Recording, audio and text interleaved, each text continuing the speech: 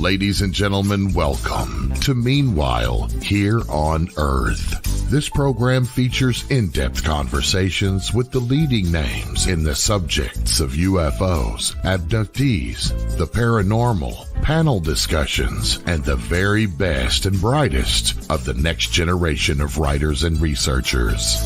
Meanwhile Here on Earth, the show breaking new ground in alternative talk with your intrepid host, veteran investigative writer and researcher, Peter Robbins.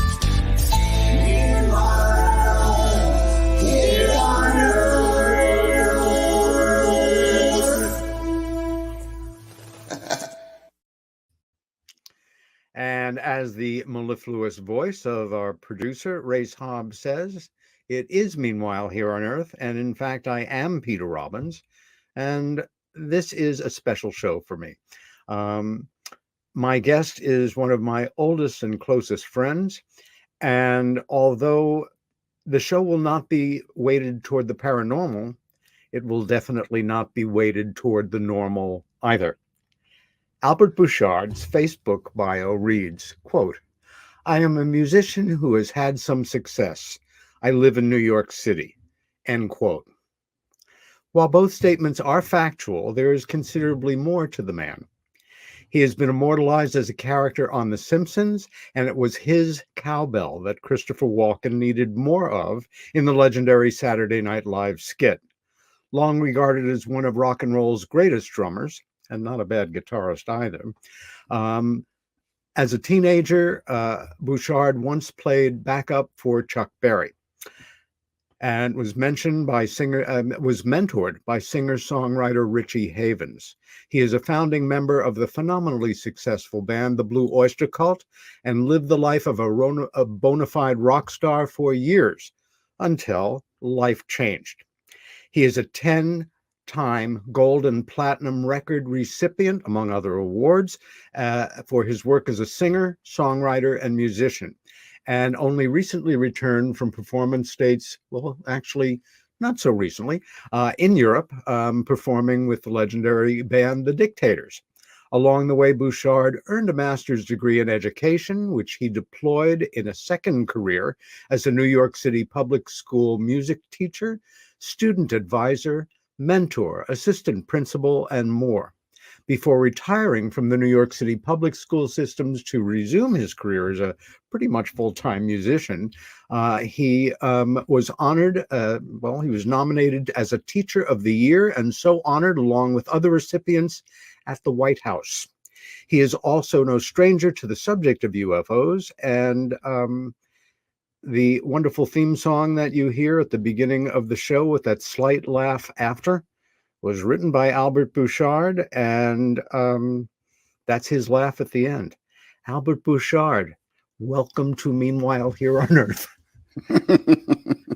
Great. Thank you for that intro, man. That was great. Thank you. Yeah, well, your Facebook bio is a joke. Some success, yes. This is going to be the first of a number of shows we are going to do for the rest of our lives. And I thought it appropriate to kind of start at the beginning,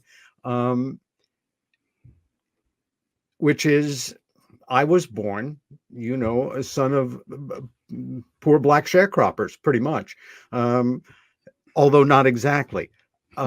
You come from a family where music was important and did not have what I would call a standard issue childhood. Can you tell us a bit about your mom and dad, for starters? That's a good place to begin. Okay, sure. My dad, he grew up in Clayton, New York. He was born in Clayton, New York, in the house that I lived when I was up until I think 3 or 4 years old. I think 3 years old. And we should tell folks who don't know New York State, that's really way upstate near Watertown. It's pretty north in New York State. Yeah, it's about 420 miles from here. So, and right now I'm in Queens, so I'm a little bit closer to upstate. Yeah, Queens, New York. I'm right by the Whitestone Bridge. Yeah. Yeah, fantastic area. But anyway, so he was there was 7 children in his family. His mother worked. She always worked. She was just, I don't know, she did all kinds of jobs. Her husband, my grandfather Albert, was sometimes a fishing guide.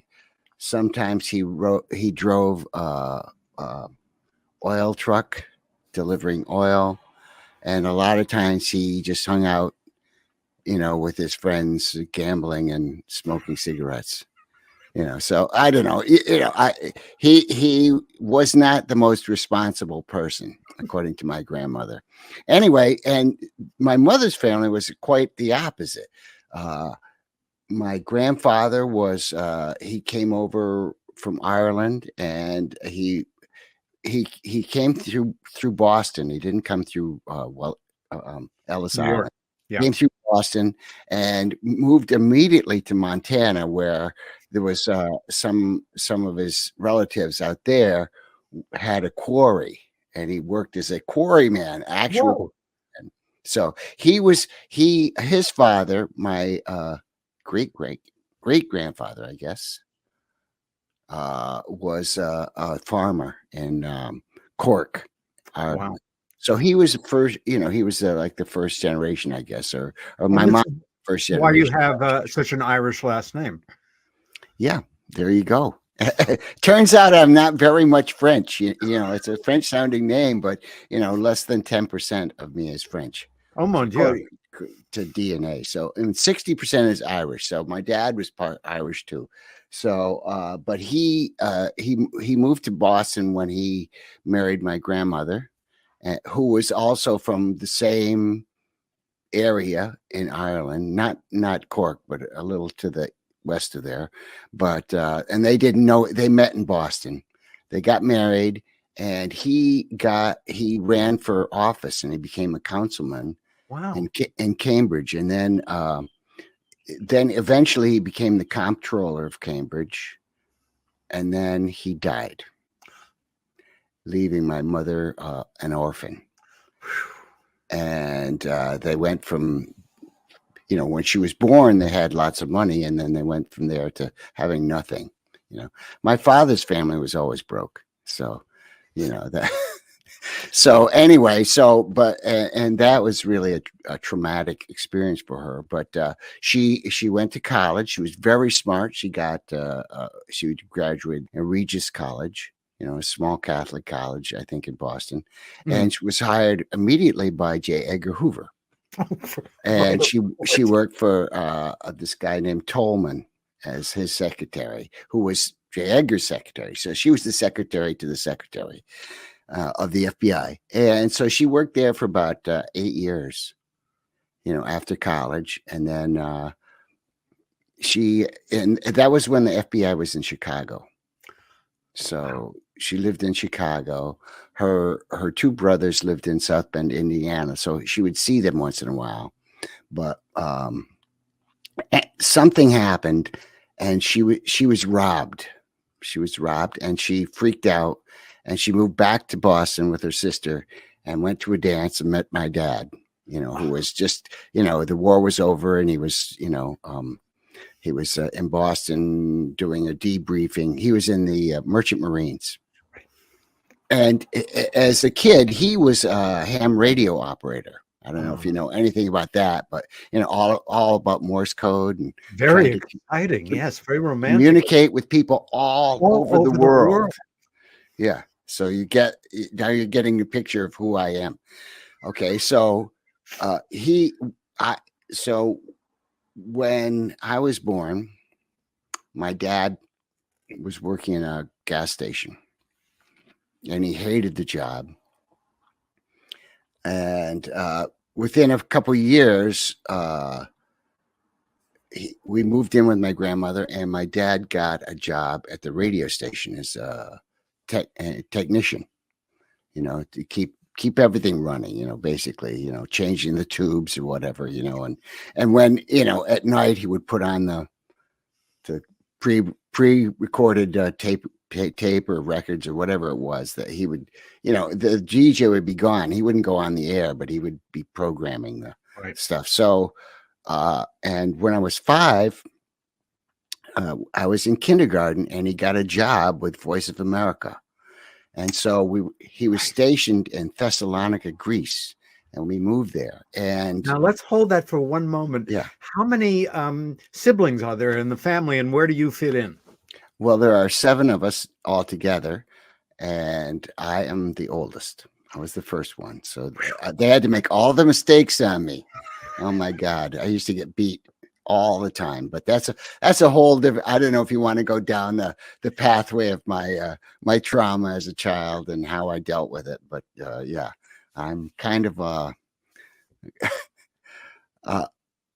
I got a lot of negative attention in the early years. So, that's why I kind of run with the dangerous crowd.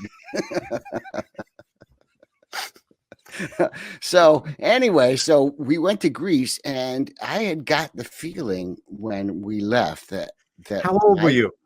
I was 5. Wow. 5.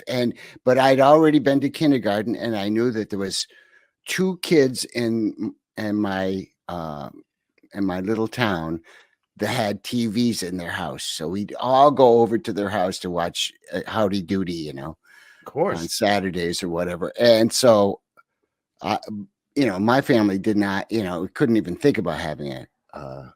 We could barely, I think we had a record player, and my mother would play.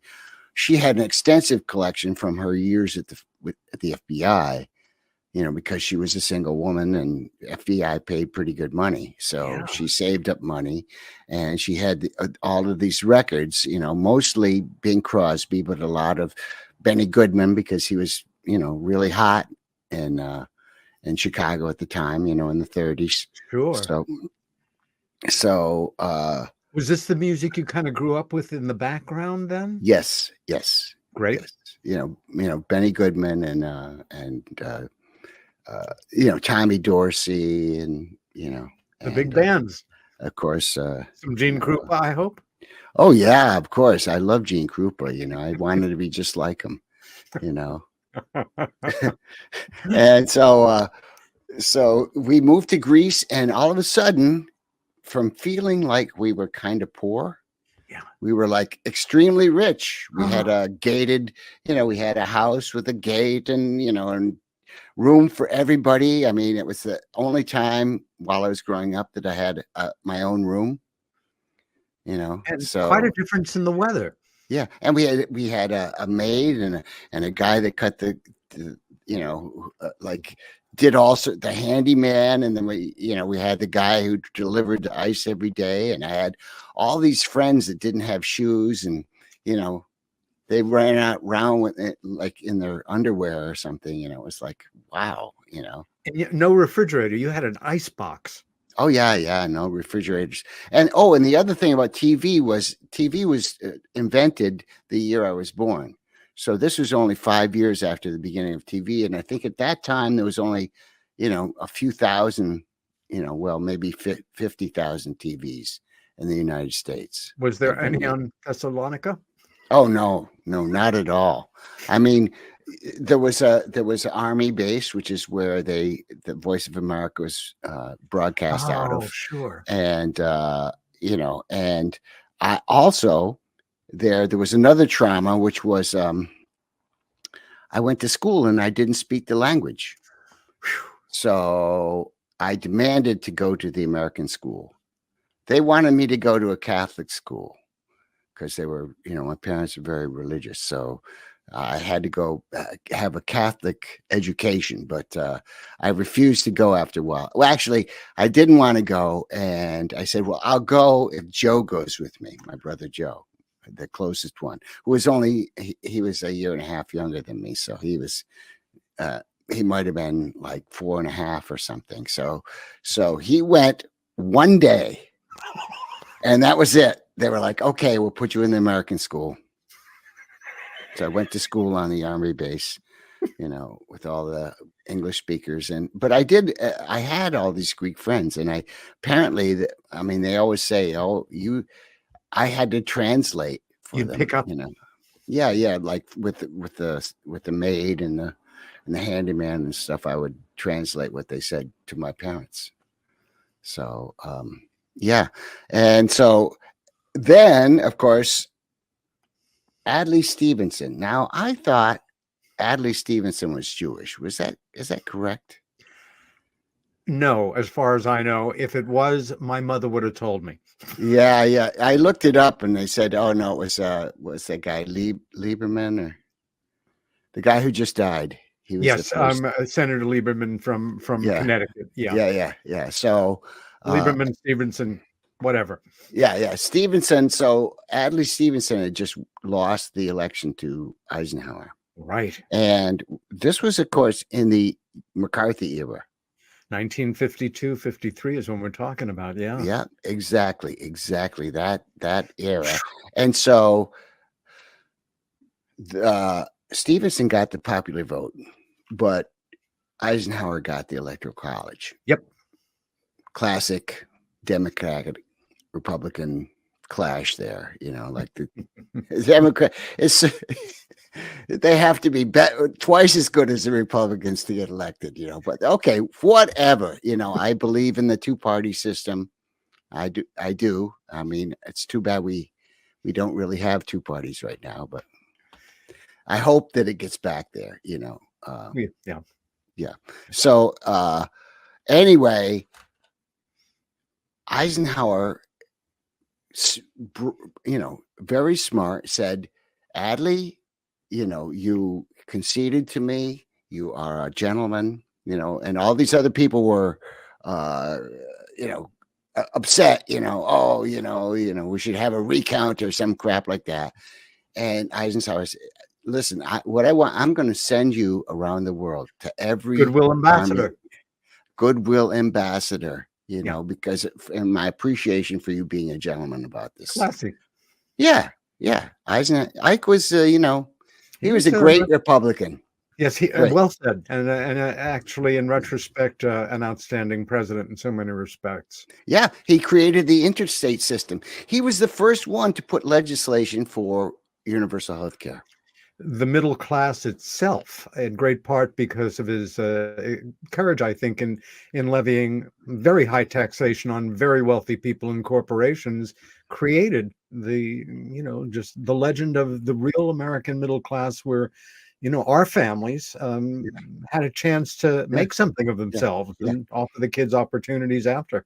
Yeah, I mean, that was a great America. There was a lot of things that were still wrong, with the racial business, and Eisenhower could have addressed that maybe, but he'd already, he did his thing. He did a great thing for our country, and he sent Stevenson and so they had the carpet, the red carpet, when he landed in Thessalonica, and he walked down the line with all the service people and all their, You were there watching this? No, but my dad tells the story. Okay. So, and he was sort of towards the end. And so when he got to my dad shook his hand, said, "It's an honor to meet you, Mr. Stevenson. And if you ask me, the wrong guy won."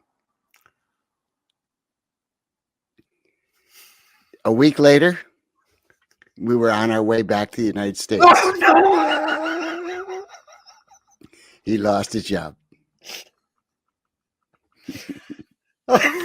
So there's a lesson in there. Yeah. Discretion is the finer point of valor, right? He had a big mouth. That's another thing I get from my dad.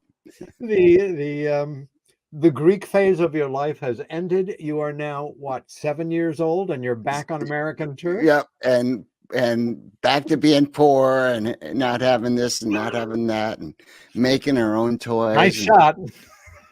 Yeah, it was fun for while it lasted, So we moved back, and of course, my dad could not find any work in Clayton because it's such a small place, so he put in for, he went around and did what you do, interviews and resume and whatnot, and tried to get his job back at the radio station, but he couldn't do it. So he ended up getting hired by a company called Stromberg Carlson that made radios in Rochester, New York.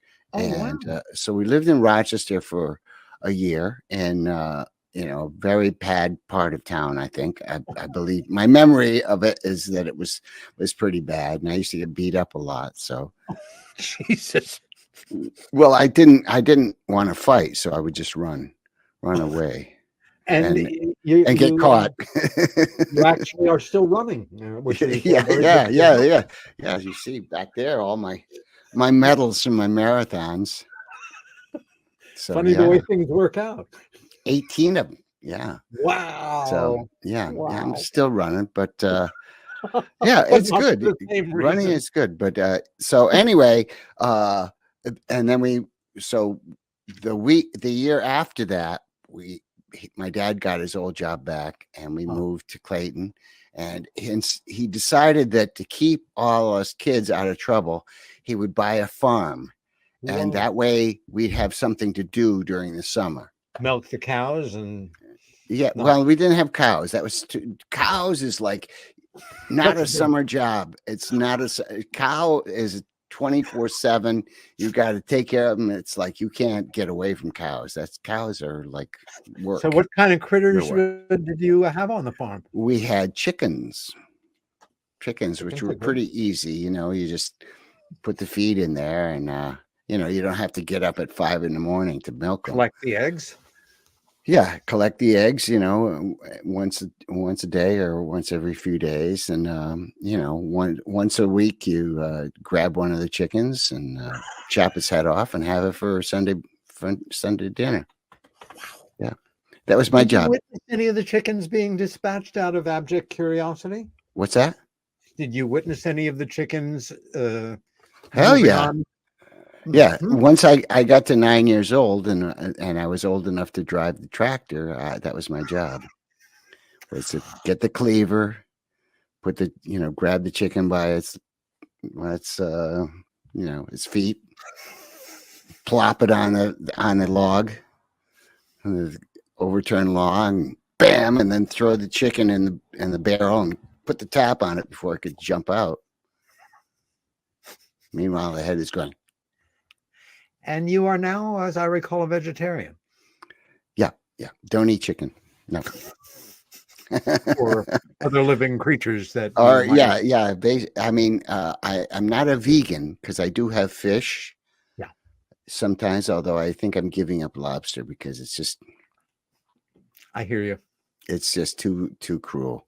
But I ate a bunch of oysters last night. Wow. From Japan.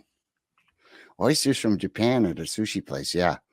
Oh, freaking delicious. Oh my God. I haven't had oysters in a while, so it was wonderful. Yeah. But so I do have that. I have tuna now and then. And I was in the sushi place, so I had tuna, of course.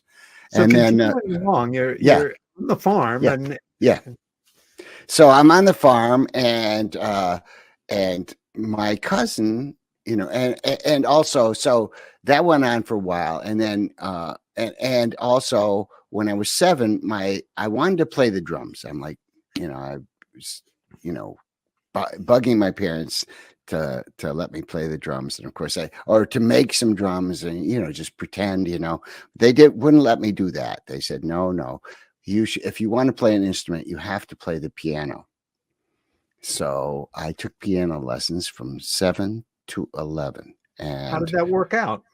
I was not very good at it, to be honest, and I didn't practice enough. And the first 3 years I had Sister John, I think, or something, as I recall. It was something, or Sister Jane. No, it might have been Sister John. So anyway, I had Sister John, and she taught me. She was a nun from Quebec, and she came to Clayton to teach in the Catholic school. Mm-hmm. And she taught me. I don't think she could even play the piano, but she had some books, and she taught me a few little things about it. And but I didn't make much progress. And then she got reassigned, and I had another sister, Sister Ida, and Sister Ida was she was a bully. She was She was mean all the time. She would be was mean in the classroom to the kids. She was mean to me when I was playing the piano. If I made a mistake, she'd hit my hand with a ruler. Well, there's nice reinforcement to deepen your interest in music. And so as I got to the place that I knew was difficult, I'd pull my hands away. That could, well, musically speaking, that would change the composition. Yeah, it definitely, I still do it. On stage, I'll be like, yeah. Laughing with you, not at you. This Yeah. is No, actually, I've what I do on stage, I figured it out, okay, because I had some gigs last year playing in New York City and around, sort of, down in Annapolis and up in Pauling and stuff. So I had these local gigs. So I played for two of the songs, I played the piano. And the first time that I'd sit down at the keyboard, I would say, sometimes on the mic, I'd say, Sister Ida, welcome. Look what I can do now. Aren't you proud of me? And so with that mindset, I'm able to play. now at this point in your life, our music, primarily, if it wasn't on the record player, we were listening to the radio. That was it. Yeah. Yeah. And were you starting to pick up on, the popular culture at the time, this new musical form called rock and roll? And if so, what were your first memories of rock and roll songs and how, they resonated with you? Okay, yeah. So I have to say that I heard Rock Around the Clock, Bill Haley, and some Elvis stuff, and I really didn't care for it that much. I thought at the time I liked jazz. My dad was a big Mary Wilson fan. Was it Nancy Wilson? Oh, she has a wonderful voice. Yeah. Nancy Wilson, fantastic. And he also had some Mahalia Jackson. So I liked gospel music. Yeah. I didn't know what they looked like, but I just heard this stuff and I thought, oh, this is great. And I loved, of course, Gene Krupa, so I love Benny Goodman, sing with the swing. Oh, that's a great piece of music. Yeah. All of that stuff. That's what I liked. And I didn't like Bill Haley and I didn't like Jerry Lee Lewis or any of that, but I heard a song by the Ventures called Walk Don't Run, which was a kind of a jazz classic by a guy named Johnny Smith, but they rocked it up. And I heard that song and I said, I want to do that. I want to play drum that solo. song. Drum solo, just so simple and so great. Still the best. Yeah. So it still sounds great. It's actually my ringtone on my phone. So, but so my cousin, his father, my cousin Teddy Streets, his father, my uncle Bill Streets, had a weekend gig with a local, I don't know if it was really a real band or if it was just, he'd get 3 or 4 guys together. They'd go down to the club and play all night and get free drinks or something. So I don't know, he had a job as a real estate / insurance agent. So that was his real job. But every weekend he would play. And the band would practice in his living room, my cousin Teddy's living room. So I guess Teddy convinced him that you should let us use your equipment and play, which he did. Oh. And when he's heard us kind of making sounds that sounded encouraging, then he started showing us how to play these songs, which, were not rock and roll. It's like, jazz, chances are. But we also played the Ventures, so, that was our, we didn't really have any singing in the beginning. And then my brother Joe is like, we've got to start singing, this is we didn't have any gigs exactly at first. We just played out in front of my cousin's house, and people would put a tambourine on the ground, and people would throw coins in the tambourine, and that makes you a professional. And and they'd be like, "Look at these little kids; they're really great." So my brother Joe was 10, I was 12. So, and Teddy was 11, and we played with Teddy's cousin, Eddie Basnett. Did you at this point name the band, or was that still yet to come? No, we didn't have a name. We didn't have a name until we got to high school. And then we then when we got into high school, we were the Disciples, and then we decided to be the Vibrations. We were the Disciples until we found there was another band called the Disciples. And then we were the Vibrations until there was another local band that was called the Vibrations. So I'm laughing because I'm thinking about the scene in Spinal Tap where they're talking about, well, we were the this, and then we found out there was the band name this. So we were the new this, and then we. yeah. It's like that. So anyway, when I got into high school, I was taking Latin 1. And I thought, Regal, the Regal Tones. That's what we should be. There so we got go. a little bit of class there. The Regal Tones. I did an internet search to see if I could find a single image. And I know there's one out there because I remember you showing me a flyer or something years ago, but I unfortunately was not able to. But the Regal Tones, and all of a sudden you were a part of a band with a name. And what kind of music were you guys doing? Oh, well, so we started out. Here's the other thing is that, and a big influence on us was because we were living on the farm, but we go visit my grandmother, who was still living in the house where we grew up, and so behind her house she had like a big backyard, and on one of the sides of the yard was a little like a little barn house. Ooh. And in that house was adjacent to a bar called O'Brien's Bar, and this was O'Brien's music room. And so they would have bands, and the band that played there the most was this band called Ray John and the Wanderers. And that's a great name. Yeah, we watched them. Ray John was he was from Montreal area. He was an American Indian. And then there was the Trahan brothers, and there was Al. I can't remember his last name. Anyway, Al was the drummer, and the Trahan brothers. One guy played bass, and the other guy played guitar. And the one that played bass played left-handed with a right-handed guitar, without changing the strings. So upside down, left-handed upside down. Wow. And Ray John also played left-handed upside down. They were the craziest looking band, and we watched them, and we, by then, we were learning from my uncle, so we were playing right-handed, the usual way. So yeah, it was wow, yeah. So Ray John was a big influence. So my brother just did a deep dive into this thing because we're supposed to be playing for some kind of event in upstate New York in the end of July.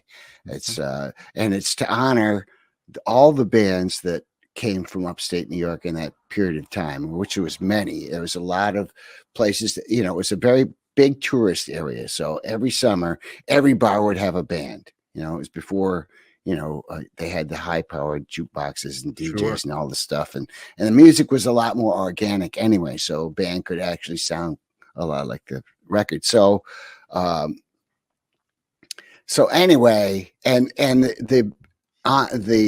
the band of honor is, or the man of honor is Ray John, because he passed away a while ago. And, he's about 10 years older than me. So, he had a very full life. He had a big family and all this stuff. So, but anyway, Joe looked at our set list, and by the time before the Beatles, we had about 80 songs in our set list. Quite a repertoire. Yeah, 80 songs, and of those 80, like 60 were Ray John and the Wanderers songs. Like we played all the songs they played, we played, and a few of my uncle's songs too, and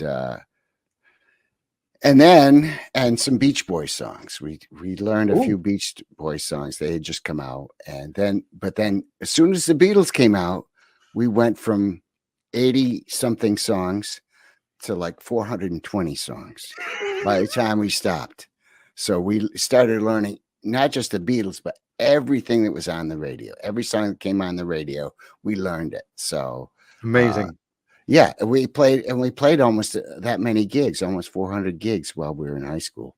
Holy. So yeah, we were playing all the time, even on school nights. My dad would drive us. We'd play early, and in the summer we'd play like every day, block parties. Amazing. We go down to Syracuse or, down to Ithaca, to play gigs all over the place, You're like kids, but you're doing the adult thing. Yeah. We were kids. We were goofy as anything, but we loved music and my mom was not that supportive, but my dad certainly was. He was really tickled that, that he had these two sons and a nephew that were popular, and then there was so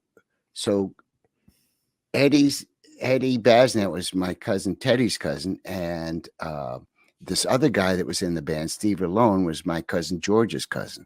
So there was two cousins of cousins, that so it was we were all related in this band, ultimately the 5-piece band. And I remember clearly how great it was to harmonize, and we would do it without any instruments, just in the car on the way to the show. Yeah, I want to take you back a few years again, and this is really a memory that those of us that were born at a certain time, at a certain moment in America, share in one way or another. You're growing up in the way that you are, a family, strong Catholic Irish background, and coming to the end of the Eisenhower presidency, we have this new guy, John Kennedy, who very charismatic, Irish Catholic. He declares for the presidency and he runs. And, autumn of 1960, for a lot of us who, grew up with dads who had been in the service and whatever our parents' political affiliation, Eisenhower was kind of an old guy. And here's a young guy who's handsome and, we can relate to him a bit more as our dad's generation. And he's elected. And I know for a lot of friends, that was a big deal, myself included. And then he's murdered. And the way that resonated for all Americans was certainly, recorded in history. But for Catholic Americans, especially Irish Catholic Americans, it was beyond any public experience we had ever had. Do you remember that day, and do you remember the impact on your family to some degree and some reactions around those few days? Yeah, well, I remember it happening, and it was utterly shocking. I kind of thought that kind of thing just wouldn't happen in this country. That happens in other countries, assassinations. And yes, there was, Lincoln was assassinated. That was the last president. Well, no, there was Garfield. Garfield too. So, but for us, the big one was Lincoln in terms of the history that we grew up with, officially taught in schools. Yeah. The reason I ask is because I know for myself, I went into a terrible personal depression. It was to a degree like losing a member of our family. I hero worshiped the guy. I had an opportunity to see him close up with Mrs. Kennedy a few weeks before the election. He was coming through Nassau County on his way out to Suffolk County in a little motorcade. And of course, they announced the routes back then. And Dad took me and Helen and Ann to stand on Sunrise Highway at the spot where they were going to pass. And they were late. And there were about 30 of us. I'm still in touch with a few people from that period of time who remember and who were standing within the same block with their parents or whatever. Yeah. And, I worked at Democratic headquarters, storefront, stuffing envelopes and things. So I thought that victory was partially mine. Anyway, the reason I ask you in part was to set up this.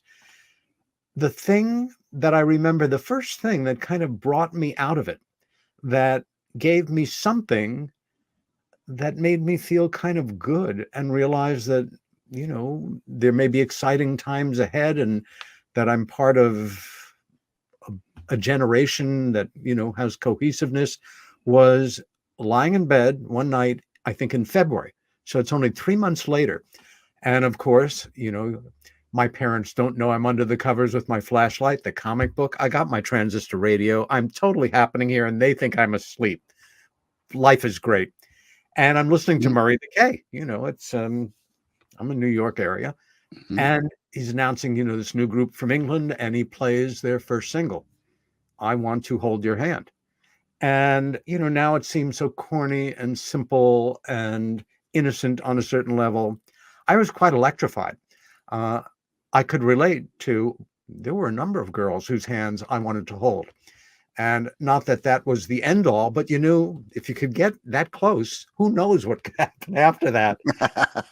And I swear that advent of that first Beatles song and then more songs and then the British invasion and then listening more closely to rock and roll, everything kind of straightened up again. And I threw myself more into singing and, walking across that room and asking a girl to dance and, that kind of thing. Do you remember any similar thing? No reason you should, but going from the darkness of the Kennedy assassination to life goes on. Nope. Okay. Moving right along. Didn't have that experience at all. I didn't like the Beatles at all at first. I thought, what is this? What is the big deal? And but of course my brother Joe, he was, Joe was different from me. I didn't go into a depression after Kennedy got assassinated. Interesting. I didn't think we had Johnson. He seemed competent. I thought, okay, what, next guy. I got a little depressed when the Vietnam War was dragging on, and I realized that I was going to have to be, I was going to be sacrificed for a dumb idea, just like my best friend was. Losing Bill Brabo that was rough, man. That was depressing to me, more so than Kennedy. I did not really have I thought he was a great president, but the allegory of the cave. Okay, I had never read it at that point, but what it is. The guy goes out, he has all this great wisdom and stuff. He comes back and tries to share it with the people in the cave, and what do?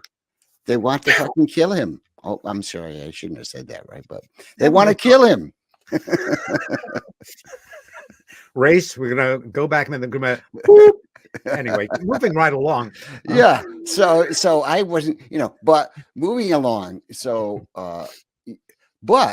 Joe made us learn these Beatles songs. I think I probably protested. I'm thinking these songs are stupid. It's like, oh, please. I like the Beach Boys, the American Made, these European invaders. And so we play a gig in Teresa, New York, which is a little tiny town. It's even smaller than Clayton, and they had a high school there. And we play a dance. And so Joe insisted that we send away for Beatle wigs. And we went to the local Sears and we got jackets that we cut the collars off. That was the next thing I wanted to ask you. You were coordinated in your wardrobes for always in the Regal tones, always, never uncoordinated. We always wore the same thing, and so we wore this Beatle outfits, and we played in Teresa, and it was almost like the Beatles were playing there. The girls were screaming. There, afterwards we were signing autographs like crazy on any kind of thing that they could find to, and it was the first time I'd ever signed an autograph. And I was like, I think I like the Beatles. I love the Beatles. Those And of lovable course, mop tops. they did not disappoint either. They just got more and more complicated and more interesting as time went on. That's certainly They true. became, quite competent, and I have to cut in for one moment and say, when I did hear that first song and liked it very much, my concern was they're never going to get anywhere naming themselves after an insect. I'd never seen the word spelled out, so it took me a while to catch up in that department. yeah, So it's not quite officially the 60s with a capital S and Yeah. Love and Peace, but we're moving into it. We're in the mid 60s now. yeah, And you're coming to that point where you might be service eligible and you Yeah. better look for higher education, and you make a decision and you are accepted to a school. Mhm. And where did you end up continuing your education after high school? Yeah. Well, I didn't really think I was going to be drafted. I thought, I mean, and nobody that I knew had died at that point. This was really after I dropped out from college, and then all of a sudden the draft board was hounding me, and then my friend died, and I was like, okay, there's no way I'm going. I'm not going. I'll go to jail. I don't care. Yep. So, but I ended up going to Clarkson College of Technology. I applied only to two schools, Syracuse University and Clarkson. I got into both schools, but Clarkson offered me a deal I could not turn down, which was free tuition plus a $500 a semester stipend. That's major. Yeah, so they paid me to wrestle. Because that's the other thing I did in high school was I was a wrestler. I wanted to play basketball. And I went to the basketball team in my freshman year, the tryouts or whatever. And the coach, I said, give me a ball. I'll show you. I got the most. I got free throws. I got an outside shot. I can hit threes, whatever you need me to do. I need you to be a foot taller.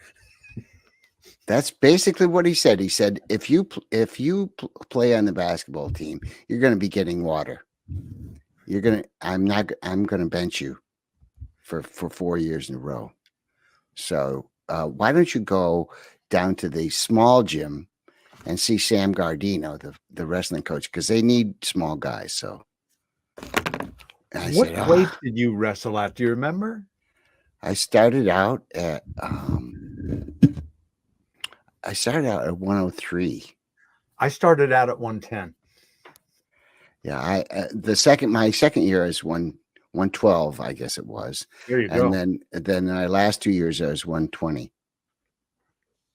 So anyway, the first year, they would have wrestle offs, and there was still plenty of really good wrestlers that were small. So I didn't get to wrestle my first year. I would go, I'd work out with them, and then we'd have the wrestle off before the match. The matches were always on the weekend, like a Friday or Saturday. So on Friday afternoon, we'd have a wrestle off, and whoever I was wrestling would pin me. And that was it. Okay. You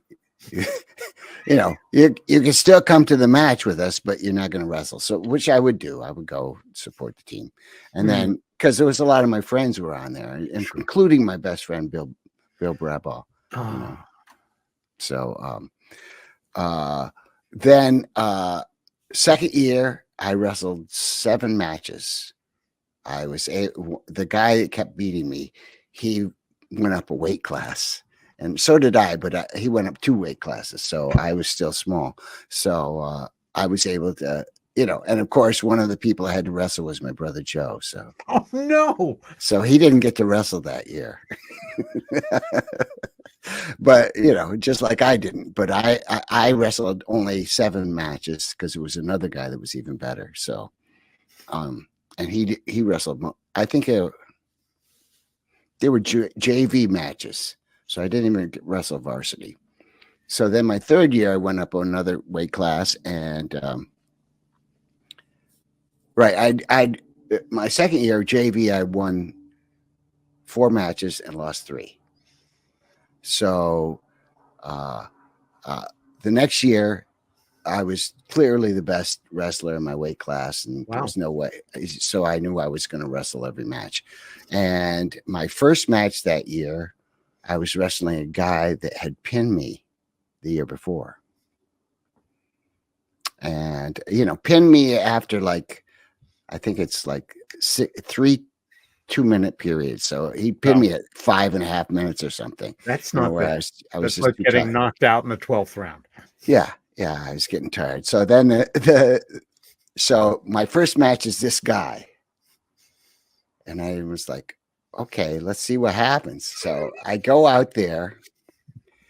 I had a move that I'd perfected, and I threw the move on him, and I pinned him in under 30 seconds. Wow. And he jumped up. I wasn't pinned. Want to bet? When that coach's hand hits that mat, that's the sound. I think my best season, I was JV, and you know me, Albert. I'm not a sports-oriented person. I was an art room geek, but I thought I've got to do something to establish my manhood here and have a chance for a girlfriend. And my big mistake was until I learned better, before the match, I'd go up to the other team and find out who I was wrestling, introduce myself. Hi, I'm Pete Robbins. I'll be wrestling you. And he'd look at me like, you're dead to me. I don't even. And I thought, I'm doing something wrong. And of course, I'd lose the match. I won 3 matches, my best season out of 7, simply because I was able to grab onto the guy and hold on to him for dear life like a bronco rider, and ride it out and win on a point or 2, much to his disgust. I never pinned anybody in my life. And thank goodness the career ended painlessly, and I was able to go back to being an art wannabe. We're now at a point of real transition because you move on to another school, and it's right at that moment where the culture is changing massively. The counterculture is starting to emerge. That caricature of the 60s of love, peace, free love, marijuana smoking, psychedelic possibilities, the dream of actual sex with a real girl, and all of those wonderful things are hanging on the horizon.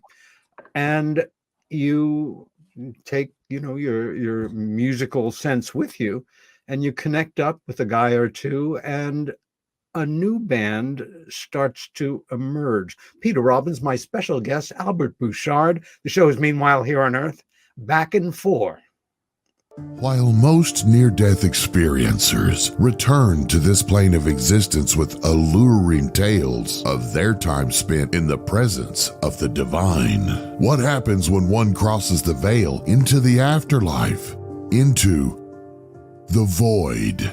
In the new book, Dying to Meet Them, Mindy Toutfest describes her journey to the afterlife after a devastating aneurysm, how a strange turn of events would lead her to spiritual growth, divine healing, UFO experiences, and a greater understanding of the universe. Get your copy of Dying to Meet Them today at Amazon.com or visit unxmedia.com for more information on this book and more amazing selections from UnX Media Publishing at unxmedia.com.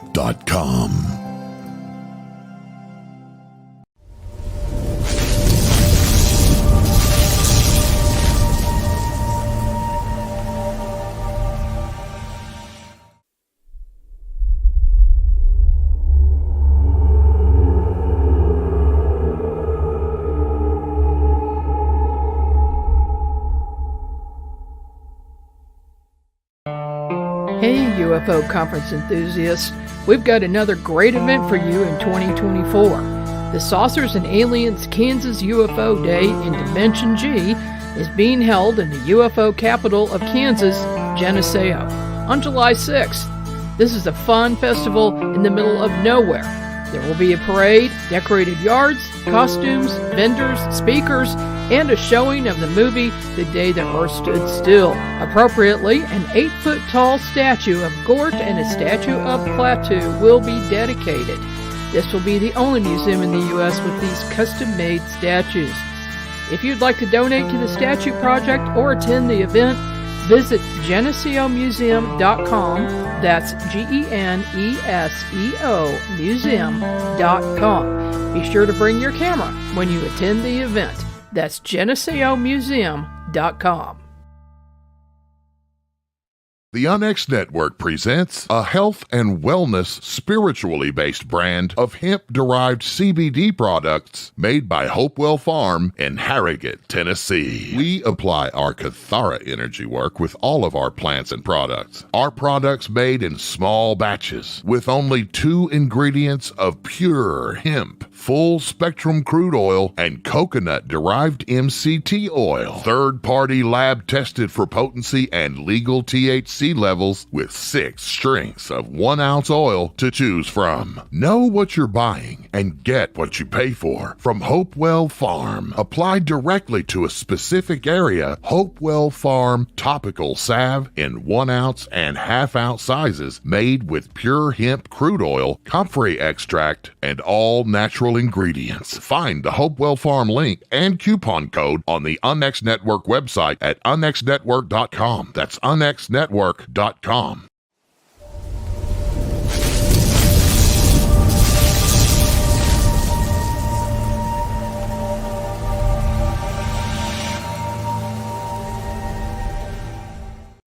And we are back. Peter Robbins here. The show is Meanwhile Here on Earth.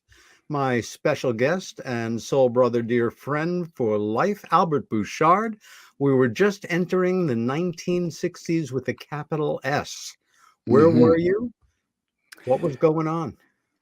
Well, really, it was 1965 that I went to college, and it's sort of like what you said. I mean, I went there. I had a scholarship. I got appendicitis in my first semester, and so I had an emergency appendectomy. Wow. And I had a burst appendix, and so it was like, I was like really sick. That's really like, sick. Can be lethal. Yeah. So if it wasn't for modern medicine, I would probably be dead now. But anyway, so I couldn't wrestle. You know, the doctor said no, not this semester. So and I missed all this. I missed like 2 weeks of classes right towards the end of the semester. So, and the other thing was that I had left my drums at home because I knew that if I brought my drums to school, I was never going to make it through 4 years. I just knew it. And of course, then I met these guys, Bruce Abbott and Don Roser and Skip O'Donnell and Jeff Latham, and they're all like, "Oh, you play? We play too. Yeah, bring your drums. So I actually brought my drums up there right before I got the appendicitis. So, and we practiced once or twice. Well, not really practice. We just jammed, in the common area.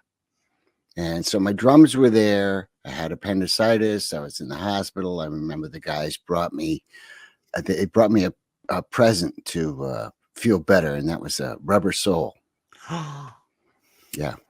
What an album that was. Yeah, great Beatles album. And when I got better in the spring, of course, then I was at academic probation, so I still couldn't wrestle. So instead of wrestling, we started practicing, and we got a few gigs, and they were terrible. We were just the worst band. There's all these other, Potsdam, that's where Clarkson is in Potsdam, New York. And Potsdam has Clarkson, the tech college, and it also has SUNY, State University of New York at Potsdam. And SUNY at Potsdam has the Crane School of Music, which is one of the most prestigious music schools in the country. So there was all these cranies who had bands, and they would play, and they would get all the gigs, and they would play, and they would sound exactly like the Beatles or exactly like the Animals or whatever group they were trying to imitate, and we just sounded like ourselves. We're not very tight, and I remember Jeff Latham and Don Rosa were both really great musicians. Bruce Abbott was he played the bass, and he was really not very good. And so we played, and we got a couple gigs, and nobody liked us. Our second gig, we played the gig, and by the end of the gig, there was nobody. Yeah. They all walked out. It was a fraternity, and the guy came to pay us, and he said, well, we wanted a loud band, and you guys were loud. I'll never forget that. Oh, what a left-handed compliment that Turn was. it up to 11. Yeah. So, yeah. When did you guys formalize your first band name, which was the Stock Forest Group? Oh, that's later. That's okay. So okay.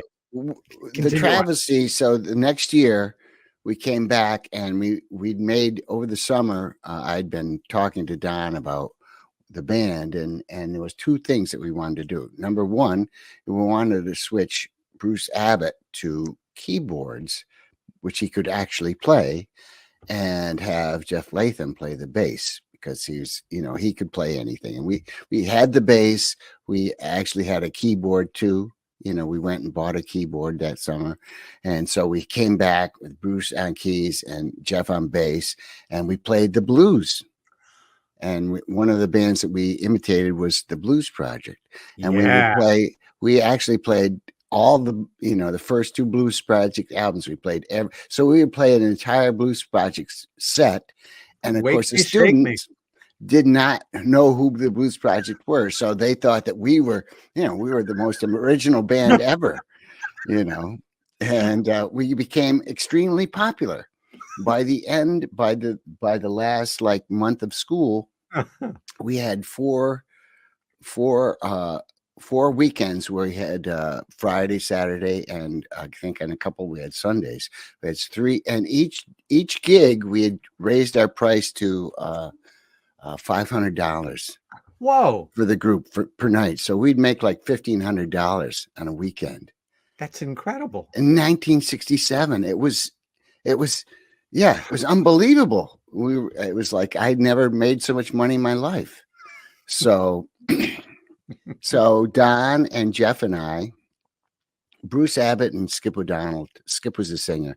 They didn't want to leave school, so the three of us left school to become professional musicians. And, big change. Yeah, and we couldn't get arrested.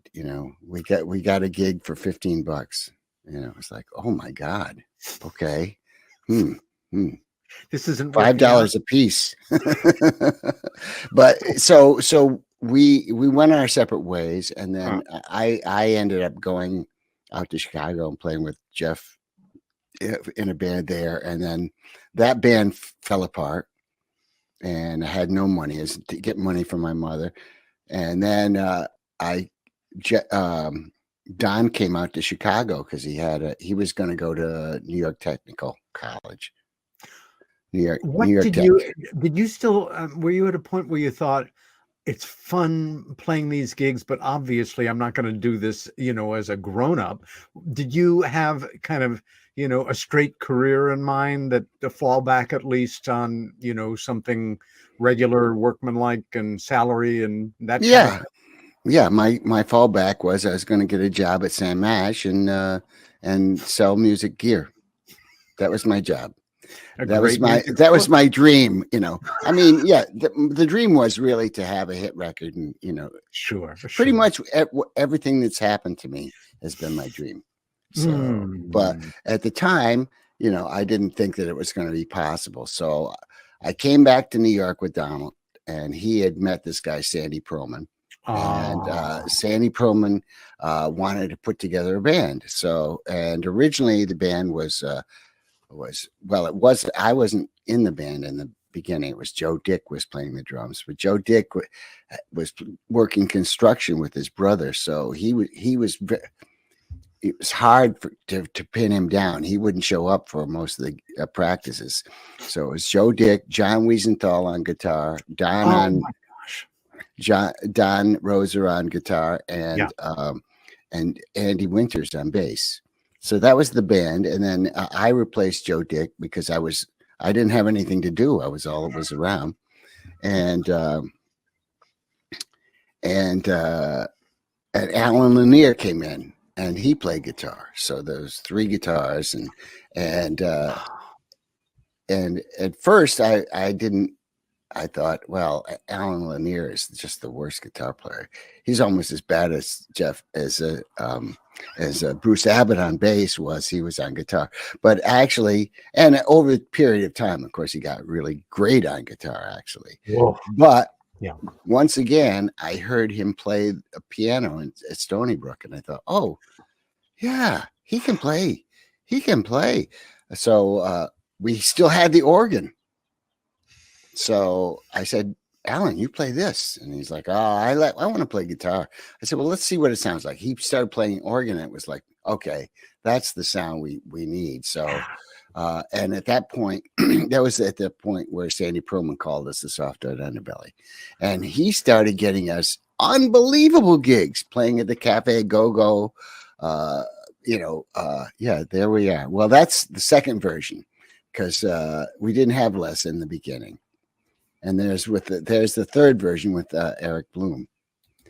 But there's the when Les joined the band right there. Yeah. So anyway, so we within a month we were playing at the Cafe Go-Go, opening for Muddy Waters and James Cotton. And I met Richie Havens there, who became a lifelong friend.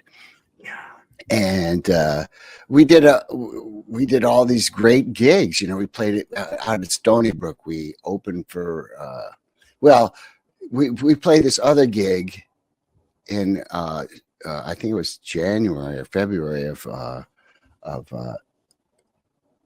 1966. Oh, by the way, I'm going to be throwing out dates here, and don't count on them.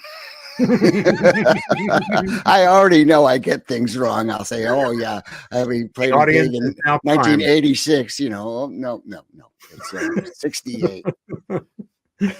So we played this gig, and at that point we added, in the very beginning, I was the lead singer, and I kept hearing people say, "Oh, you don't have a powerful voice," which I will readily admit now. At that point, I was trying to be the powerful. I was imitating like Ronnie Dio or somebody like that. So, but I or Steve Winwood. That was the other one. Whoa. Ronnie Dio and Steve Winwood were my two. So, or Ray Charles too. That was the other one. So there's no way I could sound like Ray Charles, but I try. So, but they said, and besides the fact that I didn't have a powerful voice, was that I was playing behind the drums, and at that time people were like, "You can't play the drums and be the singer," So you got all this gear in front of you, you got to be able to stand up at the front of the stage or something. So we got Jeff Richards to be our singer, and we played a gig. It was the Anderson Theater, and at that point, Alan Lanier had been drafted. And so Jeff Latham came and joined the band, and he played with us. We actually, we were supposed to play a gig with Jackson Browne. And Jackson was going to be our lead singer. So because John Wiesenthal had taught him guitar back in Echo Park in California. But but then Jackson, he couldn't, he never played with a band before, so he couldn't really we just threw him off, because he didn't have regular, things, it wasn't neat and 4-bar phrases, he would kind of just do things by feel. Too bad his career went nowhere after that. I forgot a very important thing, which is when I first got there with Joe Dick as the drummer, the lead singer was this guy named David Roeder. So, and we'll be doing a show that'll partially be dedicated to David later this year. That would be great. So anyway, but moving right along. So we played that gig, and it was a horrible gig. It was a terrible gig. And Les Brunstein was watching it with Sandy Perlman, because he was like a friend of the band. He'd come and jam with us once in a while. And there's Les front and center. Right. Yeah, there he is. A very good looking guy and a fantastic singer. Yes. And so he joined. So he suggested to Sandy that he join the group. And so he did. And for a while we had Jeff Richards and Les, but Jeff was like, you guys don't need me, Les is doing everything that you guys need. So we had Les as our lead singer. Then we started playing even more amazing gigs, like playing with Chuck Berry, for a few gigs. And we opened for there he is. Best singer I've ever played. I was going to say, let's stop for a minute and talk about your experience of playing backup for Chuck Berry. Well, that was, first of all, when we were in high school. Let's go back to the Regal Tones. Yes. When we were in high school, we played a battle of the bands, and because of where Clayton was, which is right on the banks of the St. Lawrence River. Right. And we lived a little bit northwest of Clayton, almost directly across from Kingston, Ontario. So we got the Kingston station. So they played what they called race music. So we got to hear Little Richard, Chuck Berry, Muddy Waters, all these things on Canadian radio. So we played a battle of the bands in my senior year, and we played Johnny Be Good. We played Johnny Be Good. We played 3 songs. We played Johnny Be Good. We played a song that I wrote, I wrote with Joe, called She Turns Me On, which was like just a total ripoff. And then This Diamond Ring. So the audience, Gary Lewis and the Playboys. Yeah. So that was the only song they thought that we played original songs. So they thought that, Johnny Be Good. So we won.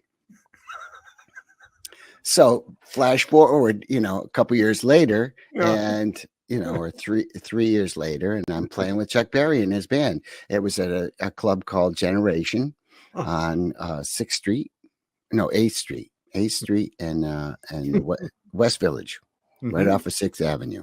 Yeah. And so we play there with Chuck Berry. Of course, we're over the moon, just completely in awe. Come on. And so Chuck Berry, he shows up, for sound check, and he plays like he goes over, like he says, "You guys know everybody knows my songs. You know my songs, right? You've listened." Like yeah. No particular place to go. Yeah, we do. Okay, Johnny Be Good. Oh yeah. We tell him the story, Sure. Or I tell him the story because Joe wasn't in the band then. And he's like, "Oh, cool. You want to battle of the band? Oh, okay. That makes sense." But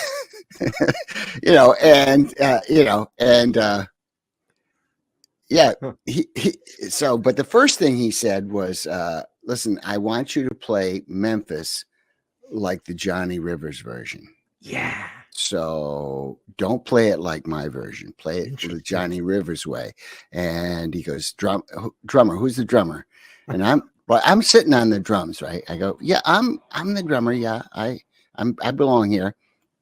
And he goes, "Okay, so you play the beat." I said, "I know the Johnny Rivers version. I play it." He's like, "Yeah. Okay, bass player, you play just the root notes. Don't play all that other stuff." And he says, "Let's go over it." So we start playing, and he plays like a run. He goes, No, stop. No. not that, just the root notes. And so we do that, and he says, okay, that's good. I'll see you at the show. What? Okay.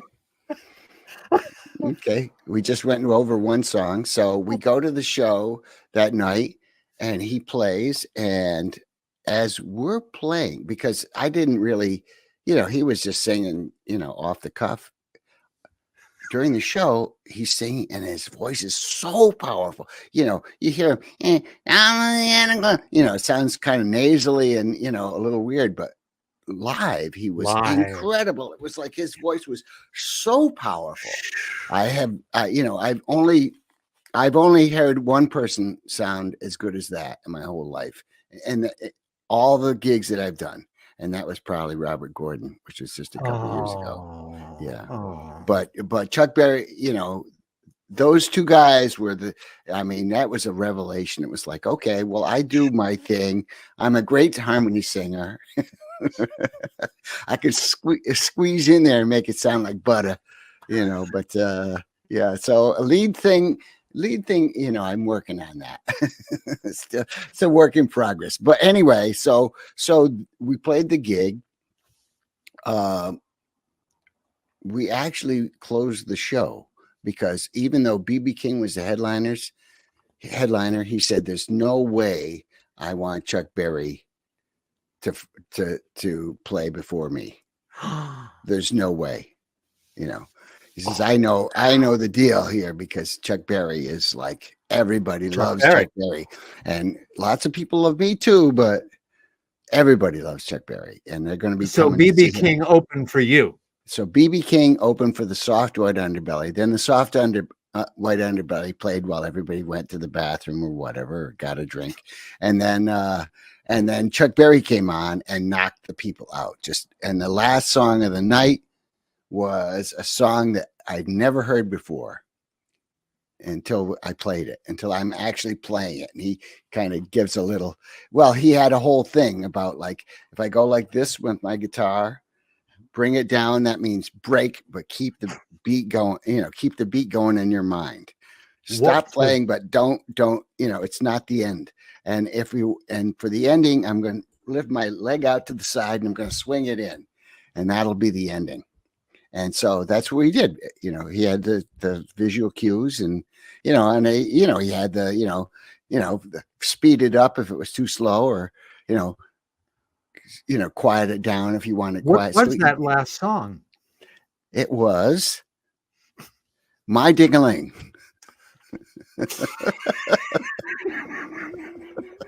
His only #1 hit.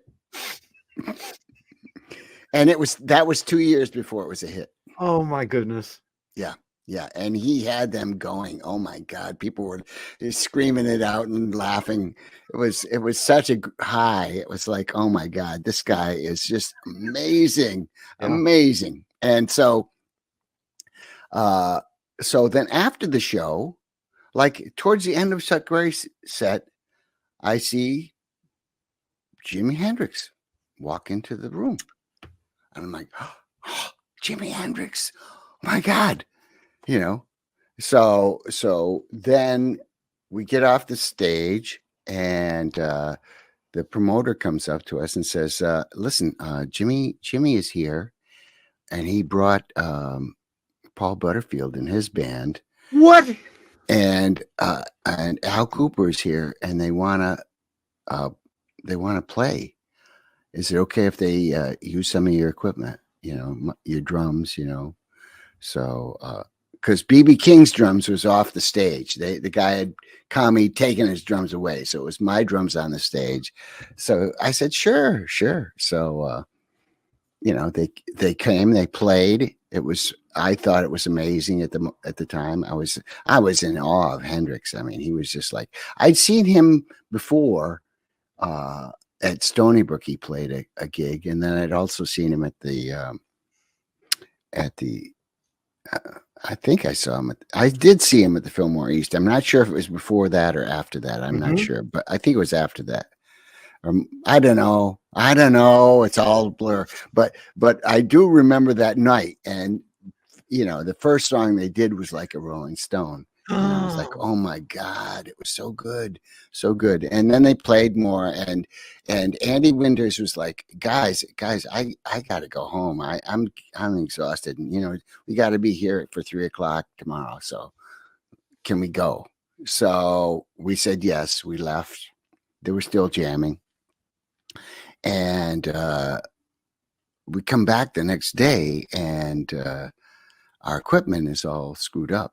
Oh no! So we had 2 brand new amps, and the fuses were blown in the amps. We didn't know that at the time; they just didn't work. You turn them on. And then I went over to my drum kit, and the hi-hat, the pedal for the hi-hat was broken in half. Shit. Yeah, well, I'd used it all through high school, and it wasn't. It was Time to go, but still. Yeah. But still, it was like I had to play a gig that night. So I ended up going to a secondhand, like a pawn shop, and finding a hi-hat. I think it was down, it was on the lower side. So I went over there, and I got it and brought it back. It was cost like $100. And so I went to the club owner, and I said, listen, they broke my hi-hat, and I had to buy a new one. So I want the $100. He's like, well, you're going to have to talk to the, Paul Butterfield's drummer. I said, is he going to be here? He said, I don't know. He was here last night, but, if he's here, I'll tell him to talk to you. Yeah. So I said, okay, well, what am I going to do? Awkward. He's not going to pay. He's not going to pay for it. So we play the set again. Once again, fantastic. I think we did slightly better as the middle act, but and then at the end, the guy comes up and says, "Listen, Al Cooper had such a good time last night that he wants to bring his new band and play the first show ever in public. They're called Blood, Sweat, and Tears." I'm like, oh my God.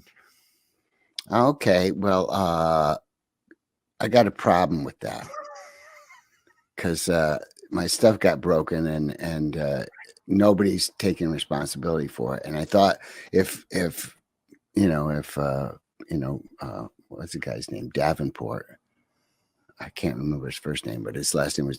So I knew who he was. I'd never met him, but I knew if he was here, I could have tried to get the money from him. But nobody's paying. Nobody's taking the responsibility for my stuff getting broken. So I don't want anybody. Ask Francis Clay if who was playing with B.B. King at the time. Ask him if they can use his drums, and he's like, No, they have to use your drums. Okay, it's just Francis doesn't want him to use the drum. So I said, well, I'll tell you what, I will agree to let him use my drums, but I got to talk to this guy. Right. So Bobby Colombi comes over to me, and we had a long talk for about 20 minutes. And at the end, he's like, don't you worry. If anything happens to yourself, I will take responsibility. Here's my number. You can trust me. I'm not going to, if I screw anything up, I'll fix it. I'll make sure it's fixed. I promise you. He said, I know how it feels, So he was very, so, okay, they can play. So they played, Blood, Sweat, and Tears played. They sounded really pretty good, and we left, and we come back the next day. Oh, no. We're supposed to play 5 days in a row with Chuck Berry. We come back the next day, and there's already another band up there practicing, and our gear is all the way over on one side. And the guy says, oh yeah, by the way, you guys are fired. So I was like, oh wow, man, I guess I fucked up, but then but it wasn't that way, because fast forward to another let's see, 1971. Yeah.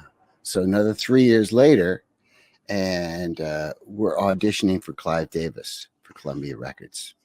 And so we're playing up in Black Rock in an little office room with, so we're set up at one end of the room, and there's nothing else in the room except for 4 chairs. Whoa. So we're all, we're testing out our microphones and all this stuff. We had our own PA with us. So we're testing everything out, getting a level and all that, getting a sound. And then we stop, and these 4 people come in: Clive Davis, Harry Nielsen, Patti Smith, who was going out with Alan at the time. Alan, right. And Bobby Colombi, my buddy. I see Bobby, and I'm like, oh, yeah, hey, and I'm like, oh, yeah, we got this. We got this. And sure enough, so we got signed, and the rest This is now the beginning of the Blue Oyster Cult. Yeah, we had to have a name to put on the contract. So, we didn't want to use Soft Red Underbelly because we'd embarrassed ourselves so many times. And Sandy was the one who came up with the name. Yes, once again, Sandy had the name. So it was, we wanted something like Creedence Clearwater Revival, so Blue Oyster Cult was our answer to that. First, for maybe younger people in the audience, this name won't resonate quite as much, but starting in the mid 60s, for a lot of us, the name Richie Havens became something of a legend. He was, I guess, what you now call almost a fusion performer, taking several kinds of music. And he was an extraordinary vocalist, had a unique style of playing. And as a footnote to the history of popular music, he was the act, this one man who was the first person on stage at a little thing called Woodstock Music Festival. And of course, for a lot of us, it immortalized him. But one of the things about him that I knew, or that I thought I knew at the time, you hear stuff, was that he was a particularly really nice person, as well as somebody who was coming from the folk movement, so to say, when it was really deeply political and very heartfelt, and kind of carving out a new area of popular music. But he was really, in a way, a mentor. Can you tell us about how you met him and some of how he influenced you? Yeah, sure. Well, I met him when we were opening for Muddy Waters, and he was the middle act. And so it was at the Cafe Go-Go, so there was only one dressing room, and of course Muddy had that. Mud as they called him, had that. And so Richie and the Soft Red Underbelly, we shared the hallway. So we were in close proximity, and of course he was very nice. He was very complimentary to my playing, and he gave me his phone number, and so I had his phone number. It was, and I remember when I went the first time I went for my physical for the Army, it was in Fort Hamilton, and that's where I had mine. Yeah, and so I went to the physical, Brooklyn, and I had this great idea that I should take some LSD. Perfect. Yeah, it was going to be extremely entertaining. And there was no way I was going. I'm not going. So I took the LSD, and I went there, and I sat, and I looked at they give you a questionnaire, and I couldn't understand what the words were. So I just started checking random things, and I turned it in, and they said, I turned it in, and then somebody came over and said, excuse me, sir, can you come this way? So I went, and I go up to this little room, and there's a guy going, I'm not going, and his hair is all out to here, and I'm like, oh. And then 2 MPs escort him away. And I'm like, oh, wow. Hmm.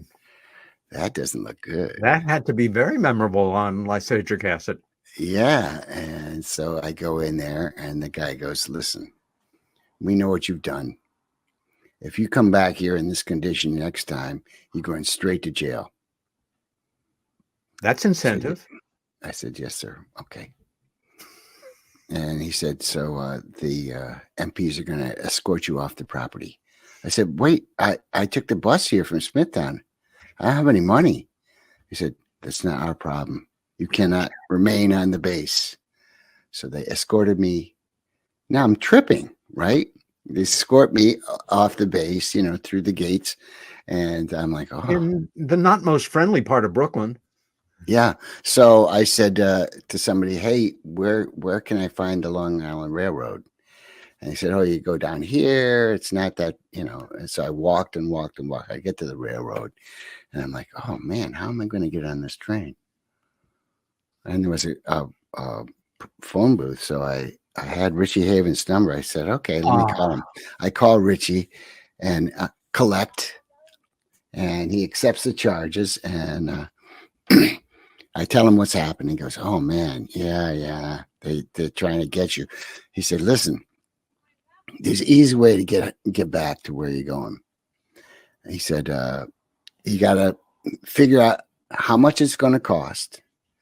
And then you look around and you see somebody who's well-dressed, who looks like they're hip. They got long hair, and then maybe they're wearing a fringe jacket or something. And you ask them for the money, exactly how much you want, and you tell them what's happening. And I said, okay. He says, I'm staying on the phone. So you see your man? I said, yeah, I see a guy. He says, go up and ask him. I'll be here. You tell me what happened. So I go up. I ask the guy. He says, sure. Gives me the money. I go back to Richie. Richie, it worked. He's like, of course you did, man. You're in New York, man. Everything's cool. Have a good trip. So I got back to Smithtown and then I didn't really see him very much during the heyday of Blue Oyster Cult. But when I left Blue Oyster Cult, I was playing with this group called the Hell on Wheels Band. Which I've read about them. Yes, and Helen Wheels, of course, is your sister, and today's her birthday. It is. Yeah, it is. And my next question for you, not too ironically, had to do with Helen Wheels, then Helen Robbins. When you met, was that out at Stony Brook? Yes, it was. But I have to say that I was practicing with Helen Wheels, and guess whose rehearsal place it was? Richie Haven's. So we reconnected through the Helen Wheels Band, and then I got to see him all the time. And even after I wasn't playing with her, I was playing. I did some jingles and stuff with him. So we remained friends for many, many years.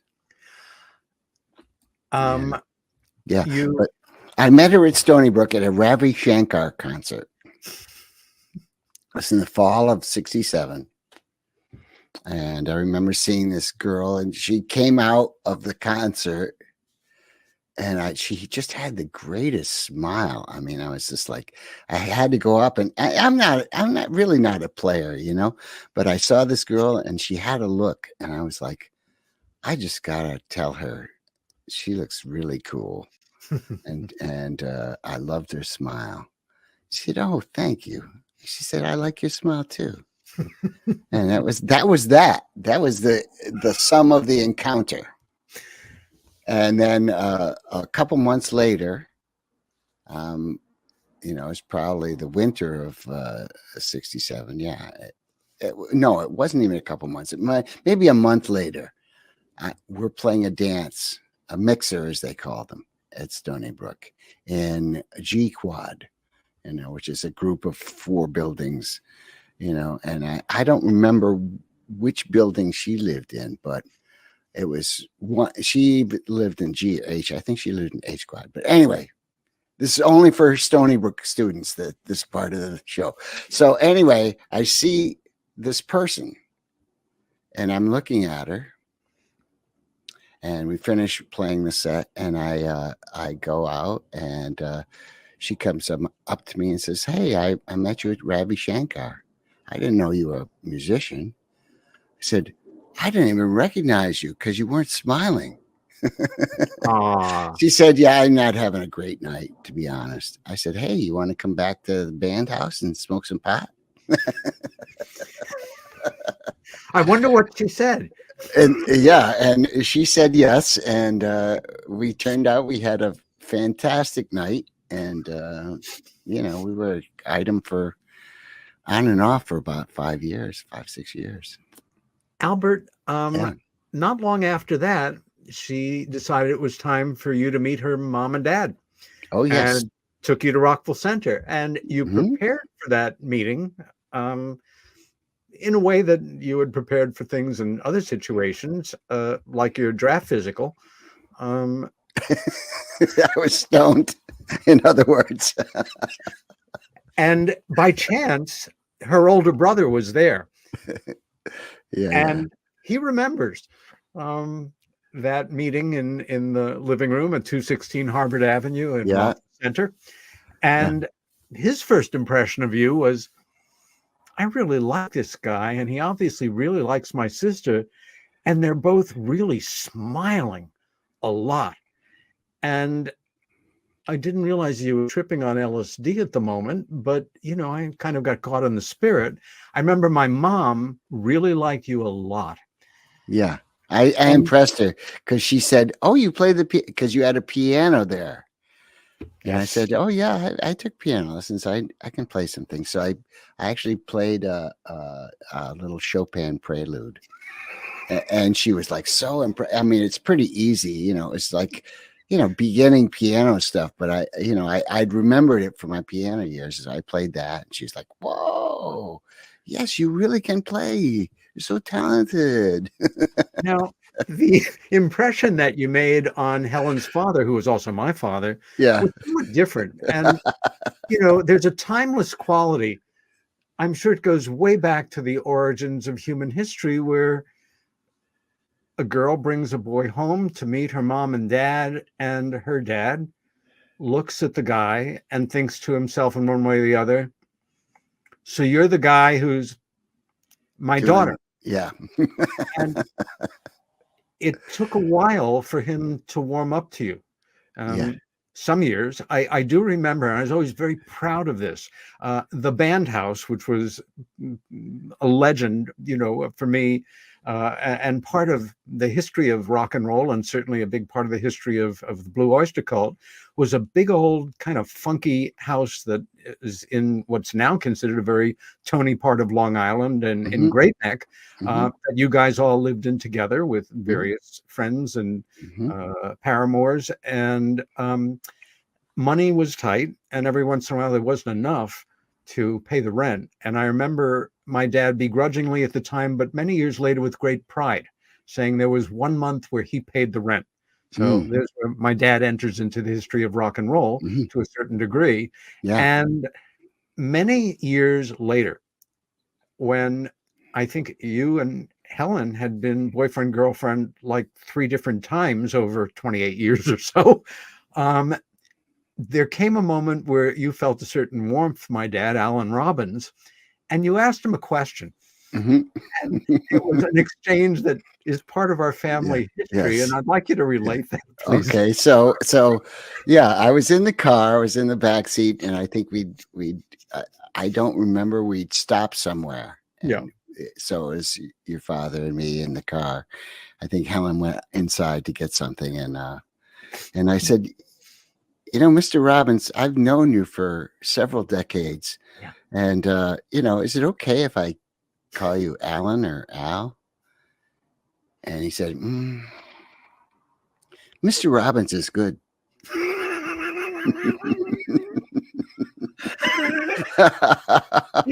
Oh, there he is with my son here with the beard.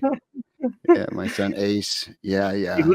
He loved you very much. Yeah, I loved him too. He was, oh my God, his humor was so dry though. But other things, besides the paying the rent once, he got a new car. and Yeah. he gave Helen his Volkswagen Beetle. I don't know if you Well, remember that. actually, they bought that car for Helen, and it was a kind of an agony for them. She needed a car, out on Long Island. And growing up in post-war America in Jewish families that had suffered losses during the Holocaust, anything German was Mm, problematic. And I remember they really, really looked for some alternative that fit into their budget with something approaching quality where my sister wouldn't get killed, and they bought her a new Beetle. wow. And yes, it ultimately Became the became a band car. car. Yeah, she brought it to the thing, and suddenly I had a car. So it was amazing. So I was grateful to your dad for that. They did come to gigs occasionally, and that vision of my mom and dad at CBGB's with all the hardcore headbangers was always endearing. Yeah. And let's take a couple of minutes here and just zoom through some photos. You and I established our own friendship, which has always been, well, since we met in 1967 or so, Yeah. one of my most precious friendships. I think back and, we've never really had falling out or any kind of real substantial argument. I treasure you as a friend, and we've had some remarkable adventures together. And your being in a world-class band gave me some opportunities I would have never had otherwise, in part as a budding photographer. And in 1975, you guys did a gig, and I was your official photographer. In other words, I was the guy that was allowed on stage where everybody else is snapping their pictures from the audience. Mhm. And I remember one of the roadies led me out in complete pitch darkness. I found a place near the apron. I had my Nikon F and all my equipment. My mom worked for Nikon, of course. And the shows would begin, the darkness, and the announcer would come on, "Ladies and gentlemen," with a voice often of the quality of Race Hobbs himself.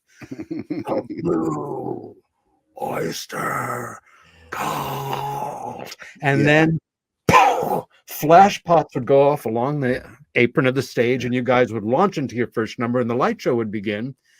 And I know I'm camped out on, some little thing here, and I'm ready to go.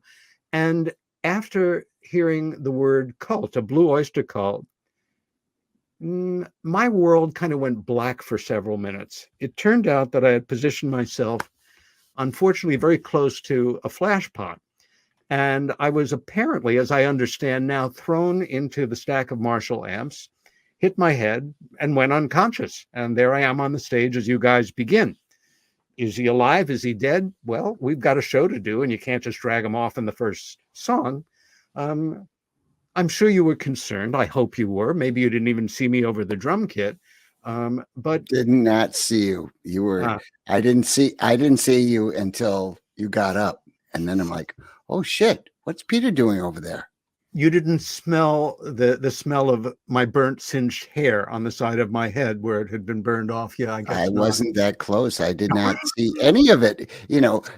We came out in the dark, and I don't come out from the side. I came out right and back into Sure. the drums. So when the flash part went off, that was time for us to start our first song. You bet. We did, so I was like playing, and then I'm like, oh, what?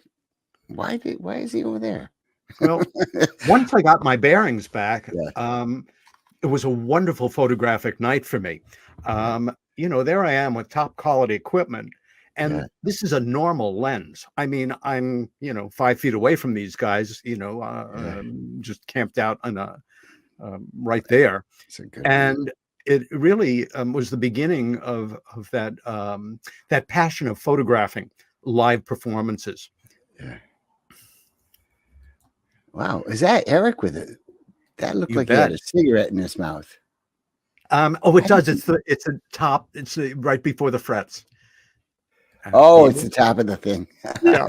That's that clear drum kit. Wow. But always a challenge to photograph the drummer for obvious reasons.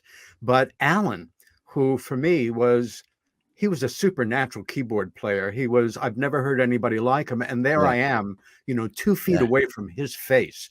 Yeah. And he gone much too soon. A brilliant musician, very low key, a wonderful writer. Yeah. And then we're backstage. You and Eric, and you and an attractive young woman and a Heineken's. Yes, I'm not going to say who that is or who she was attached to, but yeah, I remember her. Donna. Yeah, Alan and Patty. Yeah. And Patty and Kate Simon, wonderful photographer. This photograph, technically, I think, is the only photograph of Patti Smith and Helen Robbins the year before she became Helen Wheels together. The back of the head in front of Sandy Nashi there on the far left is Helen. Patti is right there. Yeah. There's Helen right there. The back. There she is. Okay, so there's you're very good at getting the back of your sister's head. Oh, I was excellent at doing stuff like that. And this is my favorite portrait I ever took of Patti. Ah, nice. Now, this shot came from that wonderful British rock magazine. It's a monthly. They always have a CD in it. My brother Jim's subscribed to it for years. But on the far right, you see a woman in left profile with a dungaree jacket and a bare arm there. That is Helen at a Ramones concert at CB's. Yeah. And it would have had to have been 1975 because in 1976, as you may remember, her hair magically went red and stayed red. Yeah. Here she is in her, God, that apartment. I think she had the tattoo there. Yes, in fact, you can just tattoo vampire. Yeah. Yeah, that wrist tattoo that Ruth Martin, one of the great first early avant-garde tattoo artists in the 70s. It was a phoenix, a Tibetan design. It was like 14 colors. It was the most beautiful tattoo. Yeah, yeah. But at a time then nice suburban girls didn't get tattooed. Now, well, it's de rigueur. This is a few years before, probably 73, in that apartment of hers on East 6th Street. Yeah. 5-floor walk up. That one day when she was out, the entire ceiling over her bed, the plaster came down, hundreds of pounds. She would have been killed. I thought that was a metal ceiling, wasn't it? One of those metal ceilings. I think there was metal lathing with the plaster. So the whole thing came down. Yeah, I lived there with her for a while. Yeah, in that apartment. You gave Helen an amazing opportunity at that point in 75. She was a very serious poet. She was a visual artist. She was a graduate of the French Fashion Institute, and she was doing costumes, one-of-a-kind leathers mostly for different groups, and did a set of costumes for the dictators, who you have a long and colorful history with. And you invited her, as I recall, to submit some of her poems that you or Joe set to music. No. Wasn't like that. Fill me in. Because how did those songs end up as the poems end up as songs and end up on Agents of Fortune? Okay, so in 1974, I had for 7 years, I had been going on and off with Helen. Right. At that time, she had the top 10 breakups for me. There was top 10 amount of breakups. It was like, Helen was a player. More than she was, and she would always go off with some guy and say, "Nah, it's over, Al," and then come back and, you know what, she'd say, "Hey, what are you doing? Why don't you come over and bring a bottle of wine?"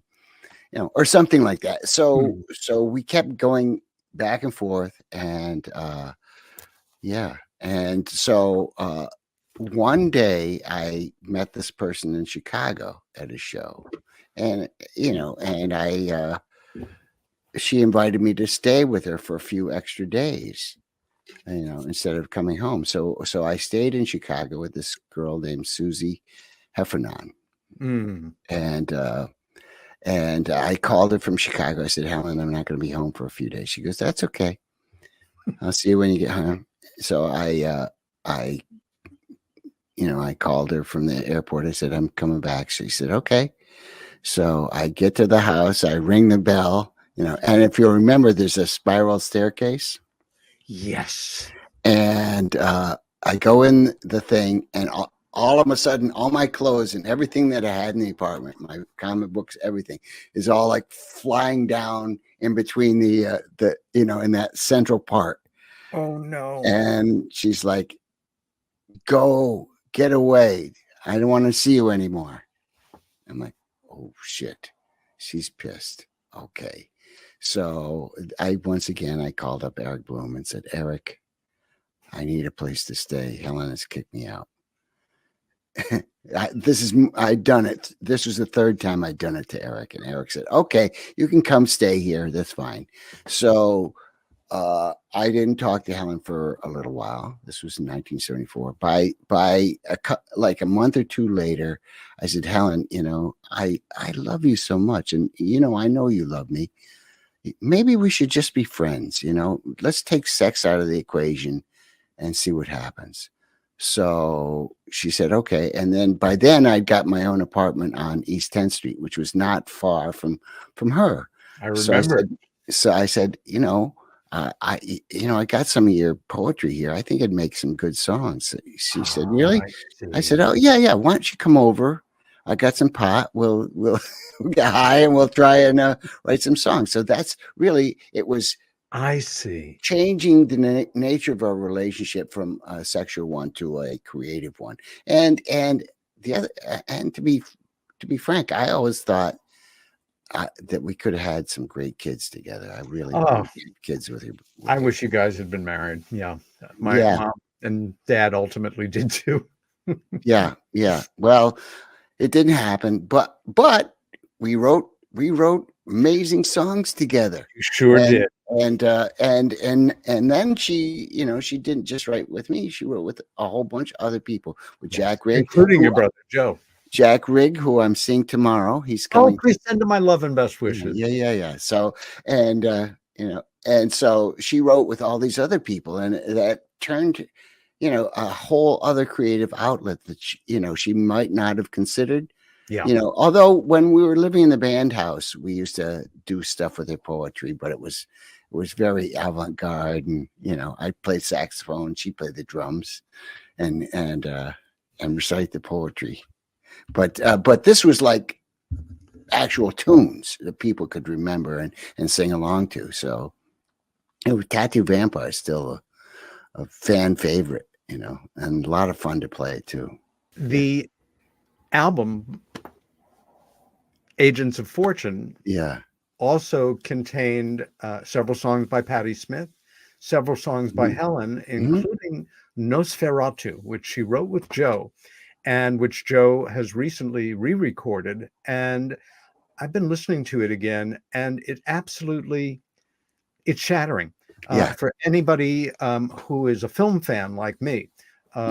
The Murnau version, 1922 German expressionist, the first vampire film, Nosferatu. If you've never seen it, especially if you're not into silent films, watch it and try to imagine what it might have been like for the first German audience to watch it. It holds very faithfully to the original Bram Stoker novel, and it gave me a deeper appreciation than I had of, I can write a long chapter in a book and not think about it, but to reduce it to the basic elements of, half a dozen lines, a dozen lines to tell a major story, in this case, a full novel, dropping out one character. If you're going to make a movie, from a book, often you've got to condense it. The Van Helsing character is not there, but if you know the movie and you listen to this song, it's the entire story told in the most evocative, beautiful way. It's 48 years old now, and it holds up brilliantly. The version that you guys did with Blue Coupe, heavier, but also a powerhouse.